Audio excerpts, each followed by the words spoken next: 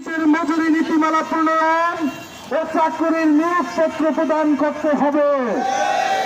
বন্ধকৃত সকল ফ্যাক্টরি অবিলম্বে খুলে দেওয়ার ব্যবস্থা করতে হবে। ব্যক্তি মালিকানাধীন জুট মিলের শ্রমিকদের ন্যূনতম মজুরি 25,000 টাকা করতে হবে। বন্দর রক্ষায় এই সেক্টরের শ্রমিকদের ন্যায্য দাবি অবিলম্বে মেনে নিতে হবে। সার, বীজ ও কীটনাশকের মূল্য কমাতে হবে এবং কৃষকের উৎপাদিত ফসলের ন্যায্য মূল্য নিশ্চিত করতে হবে। ILO কনভেনশন 8798 এর পূর্ণ বাস্তবায়ন করে সকল পেশায় অবাধ ট্রেড ইউনিয়ন করার অধিকার নিশ্চিত করতে হবে। কলকারখানায় অগ্নি নির্বাপন ব্যবস্থা নিশ্চিত করতে হবে। কর্মস্থলে আহত ও নিহত শ্রমিকদের উপযুক্ত ক্ষতিপূরণ নিশ্চিত করতে হবে। নারী শ্রমিকদের মাতৃত্বকালীন ছুটি ও ভাতা প্রদান সহ সন্তানদের জন্য শিশু যত্নাগার স্থাপন করতে হবে। শ্রমজীবী মানুষের জন্য বাসস্থান, রাশনিং, চিকিৎসা ও তাদের সন্তানদের বিনামূল্যে শিক্ষার অধিকার নিশ্চিত করতে হবে। নারী ও পুরুষের বেতন ভাতার সমতা বিধান নিশ্চিত করতে হবে।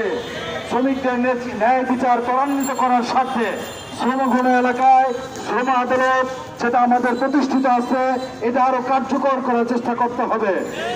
আমাদের এই শিল্প বাণিজ্যিক এলাকায় যারা মুনাফা বাণিজ্যিক প্রতিষ্ঠানের মুনাফায় শ্রমিকদের অংশ প্রদান করতে হবে এবং শিশু শ্রম বন্ধ করতে হবে।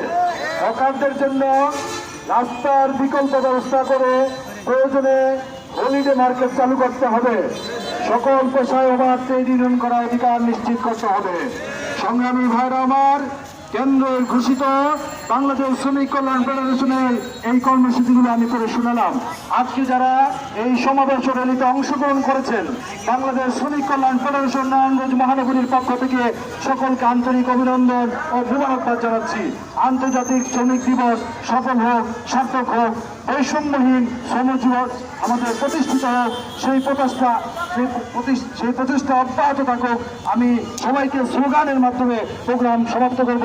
নারায়ে তাকবীর। শ্রমিক কল্যাণ ফেডারেশন,